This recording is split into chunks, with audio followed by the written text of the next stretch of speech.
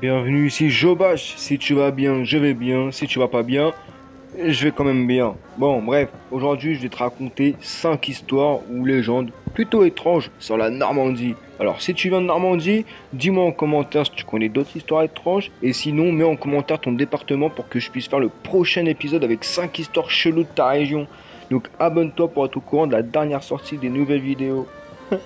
À part ça, si t'aimes ce genre de vidéo, et si t'as aimé cette vidéo, lâche un petit like. Le suicidé d'Étretat. En 1990, les gendarmes enquêtent sur un homme qui s'est jeté du haut de la falaise. Un suicide, ils ignoraient le nom lorsqu'un hôtelier donna une lettre laissée dans une chambre par un désespéré. La famille est tenue au courant et reconnut le corps. Un certain Claude Lombard, qui venait d'être mis à pied et donc licencié. Le dossier était clos jusqu'à ce que ce fameux Claude Lombard réapparût devant sa femme. Il avait bien écrit la lettre, mais avait changé d'avis. Le même jour, un autre homme qui lui ressemble comme deux gouttes d'eau avait donc également sauté des falaises. What the fuck. Allez, on a commencé tout avec la première histoire, maintenant on va s'attaquer à la deuxième histoire. La femme grosse du Polé à Dieppe. À Dieppe, une histoire tragique hante le quartier du Polé, connu pour être le quartier des pêcheurs. La légende raconte qu'une femme enceinte, désespérée par la disparition de son mari en mer, se serait jetée de la falaise du Polé. Appelée la femme grosse, son esprit aurait continué à hanter les lieux. Ses cris perçants déchiraient, selon la légende, les nuits d'orage et de tempête. Le mythe veut aussi que quiconque croiserait son esprit verrait un de ses proches mourir de façon imminente. Perso, je suis pas prêt d'aller à Dieppe. Alors là, ça va être un petit peu plus long. Les apparitions et les fantômes au Havre. Il n'y a pas que les vieilles bâtisses qui sont le théâtre de phénomènes inquiétants. Plusieurs légendes hantent la ville du Havre. Des choses étranges se produiraient dans le tunnel Génère, reliant la ville haute et la ville basse. Une légende raconte que des voyageurs auraient ressenti comme une force les poussant à accélérer à la sortie du tunnel. Entre parenthèses, pour moi, c'est un peu trop d'alcool au volant. Bref, des actes incontrôlés qui pourraient conduire à l'accident, voire la mort. Je vais la sortir aux flics celle-là. Bref, deuxième histoire du Havre. D'autres lieux semblent habités par d'étranges forces au Havre.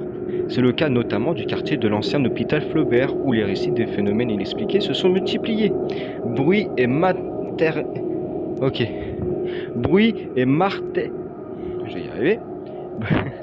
Bruit et martèlement à heure fixe, ampoules qui éclatent simultanément, chuchotements et murmures en l'absence de toute présence humaine. Des esprits errants séviraient-ils dans le quartier? Alors moi j'ai mon petit truc. Parlant de l'hôpital Faubert, y a pas Sainte-Pierre-Janet?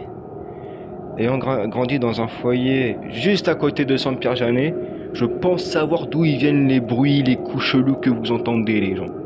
Bref. Et ensuite, pour finir, avec le fameux Havre qui est chelou. À l'aise, dans mes rues à fraise. Puis tu vas te faire fourrer si tu ramènes trop ta fraise.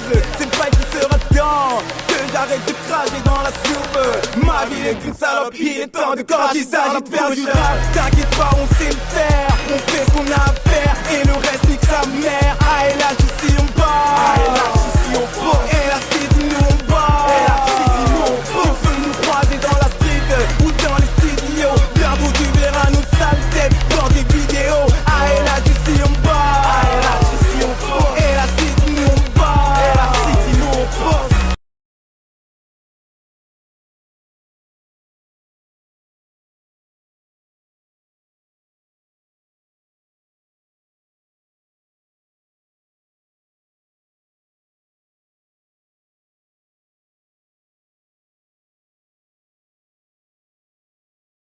Quatrième, le château des Noyers ou Noyers, ou comme tu veux, au Tourneur.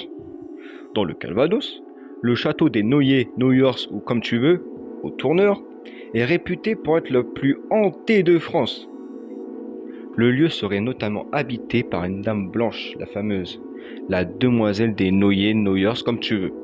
Condamnée à errer dans le parc, la légende veut que le spectre entendrait tout ce qui est dit et s'en prendrait à quiconque aurait l'imprudence de l'injurier.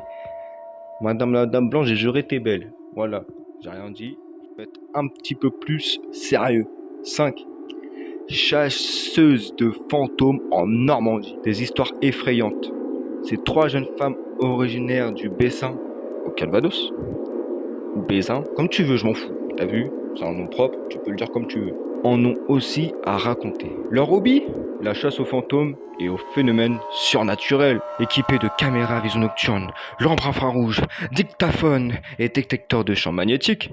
Jessica, Jennifer et, pour faire simple, Jennifer, oui, il y a 2 Jennifer, bref, tentent de retrouver la trace de fantômes ou de présence surnaturelle. J'ai toujours pas compris la différence entre fantôme et présence surnaturelle. Si tu vois un fantôme, c'est surnaturel, c'est chelou. Si tu vois un truc surnaturel, c'est que c'est un fantôme. Oh, tu te calmes, Jojo. Les chasseuses de fantômes racontaient à la Renaissance le besoin de ces histoires.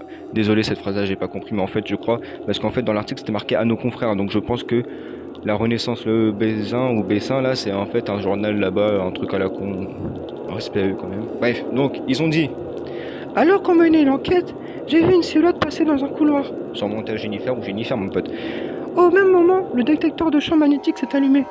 Est-ce que t'as éteint ton téléphone? Bref. J'ai arrêté de faire le mec sceptique, alors que je crois à ce genre de bail, bref. Bref. 4 ou 5, bref. Peut-être le 6e là, dans une seule phrase. On continue. Autre phénomène impressionnant, relaté par les 3 jeunes femmes, donc Jennifer et Jessica. Ah, non, faut retenir quand même, il n'y a que 2 Jennifer et une Jessica. Putain, manquerait peu que Kimberly. Bref, il s'agirait, selon les enquêtrices, d'une voix émanant d'une entité qui hanterait une maison abandonnée dans laquelle elles ont passé la nuit. Ouais. Un phénomène qu'elles ont enregistré et partagé sur leur chaîne YouTube.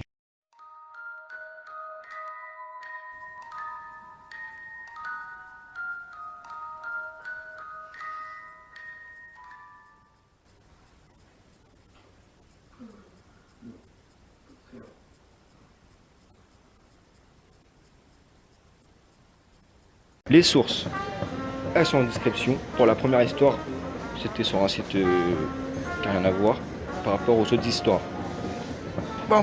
Tu vas en description, tu regardes les sources. Si tu veux cliquer, tu cliques. Pareil pour la petite vidéo YouTube en entier. Si tu veux cliquer, tu cliques. Et voilà, c'est fait. 5 histoires étranges en normand. Dis, vous êtes chelous les Normands. Putain, je suis normand, le con. Bon, sinon, si t'es normand et que t'as entendu d'autres histoires étranges, dis-le-moi en commentaire, direct, like, abonne-toi, dis-moi en commentaire ton histoire étrange que t'as entendue sur la Normandie. Si tu viens d'un autre département, parce que je vais tous les faire dans tous les cas, vous avez pas le choix, enfin de notre région, département, je sais pas la différence, oh, wesh. Tu me dis en commentaire, je viens de là, et il y a eu là.